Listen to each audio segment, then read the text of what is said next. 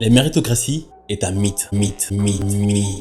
On nous a dit à l'école que ceux qui réussissaient dans la vie étaient ceux qui travaillent dur à l'école puis au travail. Lorsque l'on travaille justement dans le digital, on se rend compte que ce n'est pas une vérité générale et que le succès, peu importe comment on souhaite le définir, est influencé par un tas d'éléments externes qui ne sont pas en lien avec la masse de travail mise sur la table.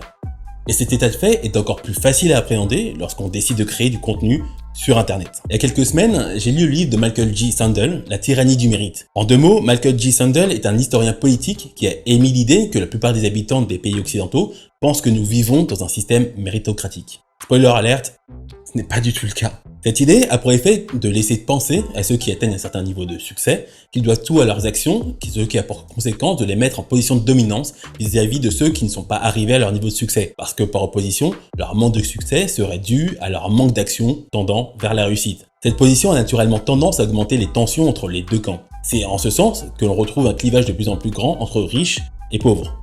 On a vu un exemple très récent avec le mouvement des Gilets jaunes en France. Pour Sandel, nous devons revoir la signification du succès qui prend trop peu en compte l'importance du facteur chance.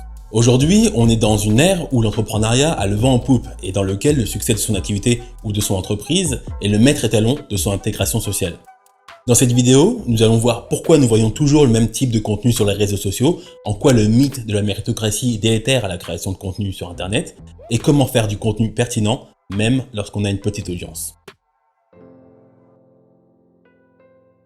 Premièrement, je tiens à dire que je suis un grand fan d'Internet. Mais après avoir créé du contenu pendant plus de 3 ans, je me suis rendu compte que malgré ses vertus égalitaires, Internet est le reflet de la vie réelle. Le réseau reste très inégalitaire. Je parle d'Internet, mais en réalité je vais être encore plus précis, car je vais parler que des réseaux sociaux et des plateformes de contenu.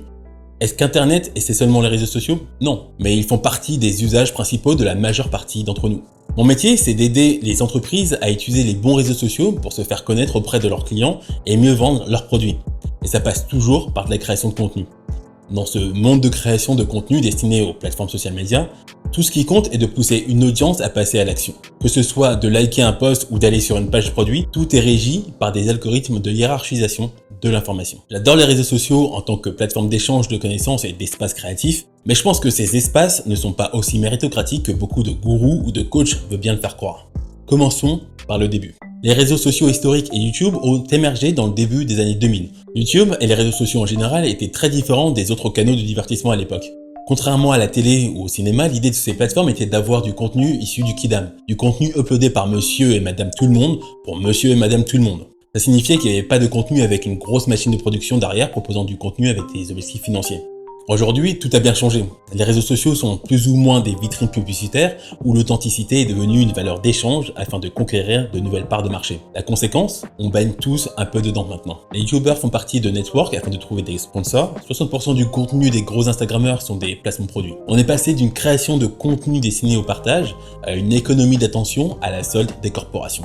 Techniquement, tout le monde peut tenter d'accéder à un succès à travers les réseaux sociaux. Cependant, ces plateformes ne présentent pas clairement comment elles hiérarchisent ses utilisateurs. On reviendra sur ce point un peu plus tard. YouTube, Facebook, Instagram, Reddit, TikTok et même LinkedIn ont pour business model la vente de publicité, donc du temps d'attention de ses utilisateurs. Aussi énigmatiques ces algorithmes puissent être, une chose est certaine et reste commune à l'ensemble de ces plateformes.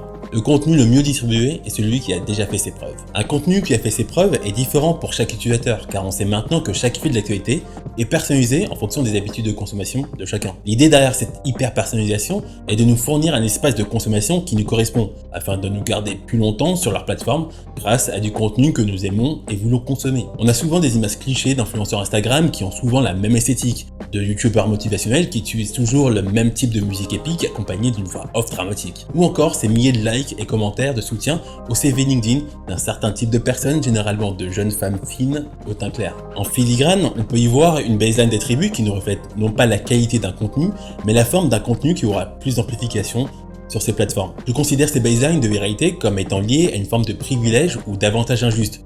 Et je pense que vous en connaissez déjà pas mal. Rentrer dans des canons de beauté, avoir assez de finances pour voyager dans des lieux inaccessibles au commun des mortels, profiter de ses accès en tant que PDG pour propager l'image glamour de l'entrepreneuriat, etc. À partir d'attributs comme cela, il n'est pas très difficile de déterminer ce qui a de grandes chances de toucher une audience critique, sur les réseaux sociaux. C'est peut-être un peu triste pour ceux qui ne souhaitent pas se conformer au code, mais il s'agit de ce que les plateformes vont pousser dans leur intérêt financier, car ce sont les attributs pour lesquels la majorité montre le plus d'intérêt. L'idée n'est pas de dire qu'il ne sert à rien de partager du contenu en n'ayant aucun de ces attributs. Il y a beaucoup de créateurs qui ne collent pas à cette baseline et qui rencontrent un succès critique. Dans les faits, plus on est niché et plus on peut se détacher de ces attributs, car on se retrouve en décalage avec les attentes du plus grand nombre, mais pas de la cible visée, ce qui est forcément l'objectif lorsqu'on s'adresse à une audience spécifique, liée à une passion de niche ou à des spécificités professionnelles. Cependant, pour ceux qui ont pour objectif de percer sur une plateforme, il est un peu fallacieux de propager l'idée que n'importe qui peut rencontrer le succès sur ces plateformes simplement en travaillant beaucoup et en étant organisé. Sinon, on n'aurait pas une telle disparité entre les personnes qui rencontrent le succès en 2 vidéos et ceux qui n'ont pas passé les 500 abonnés en 3 ans de vidéos régulières sur YouTube par exemple. Une plateforme accessible ne signifie pas une égalité des chances.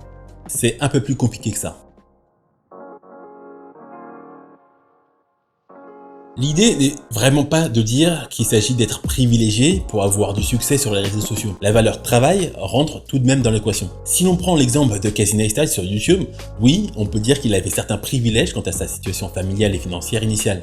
Cependant, il est impossible de lui enlever la masse de travail qu'il a dû produire pour émerger sur YouTube en proposant un vlog quotidien pendant plusieurs années. Honnêtement, qui est capable de poster une vidéo storytellée et montée tous les jours à 9 h du matin? L'idée est qu'en tant que majorité, nous plaçons certaines valeurs sur des attributs bien précis, parfois de naissance, comme la beauté ou la fortune, et si l'on a la chance de les posséder, alors oui, ça va être notre rencontre avec le succès. Mais au final, il s'agit principalement d'un facteur chance et non pas d'un facteur travail. Car à travail équivalent, une personne qui n'a pas ces attributs ne bénéficiera pas de la même exposition. C'est la définition même d'un privilège. C'est en ce sens que je pense qu'il est important de continuer à pousser ce changement de l'image du succès, où il ne serait pas uniquement le résultat du travail acharné d'une seule personne tendant vers son objectif, mais bien le concours d'une somme de circonstances, de chances et de privilèges. La plupart des créateurs de contenu à succès vont bien volontiers mettre en avant la valeur travail et le facteur chance pour garder un lien avec leur audience. Mais avec cette position, la logique veut que si eux ont eu du succès et que vous non, c'est que vous ne travaillez pas assez. Toujours dans cette idée de facteur chance, je pense qu'il est important de marquer un temps d'arrêt sur l'importance des algorithmes. Si vous avez l'habitude de consommer mon contenu, vous savez que je travaille beaucoup sur LinkedIn. Il y a, comme sur tous les réseaux, des publications qui fonctionnent bien et d'autres beaucoup moins. Mais j'ai remarqué quelque chose de très intéressant. Le temps de travail mis dans la création de publications est beaucoup moins important que la manière de coller au code et aux attentes des utilisateurs de la plateforme. Quand j'ai commencé sur LinkedIn, il y a 3 ans, j'ai eu de bons retours car je proposais un type de vidéo assez rare sur la plateforme en termes de montage et de parti pris esthétique. À ce moment, je me disais que c'était mes efforts qui étaient récompensés. En réalité, pas du tout. À ce moment, c'est simplement la plateforme qui mettait en avant le format vidéo, tout simplement. Alors oui, le son apporté à mes vidéos a dû contribuer en petite partie à ces résultats, mais c'est bien la volonté de la plateforme à diffuser ce type de contenu qui a été déterminant. Aujourd'hui, j'ai plus du tout le même type de résultat car LinkedIn ne pousse plus autant le type de format éducatif que je proposais. Et ce constat, nous pouvons le retrouver sur Instagram, YouTube et même TikTok. Sur ces plateformes, on n'est jamais maître de la diffusion de notre contenu. C'est comme si nous devions créer le contenu que la plateforme souhaite si nous voulons profiter de l'algorithme. C'est un peu triste, mais c'est le constat que j'ai fait après ces années à créer du contenu sur ces plateformes. Mais le problème n'est pas de travailler dur, c'est de travailler pour des résultats qui ne sont pas encore à notre portée. Que vous soyez en quête de gloire en dansant sur TikTok ou de clients à travers YouTube ou LinkedIn, il y a de grandes chances pour que vos ambitions dépassent vos possibilités réelles. Dans un sens, c'est très bien, car c'est ce qui vous motive à vous dépasser jour après jour.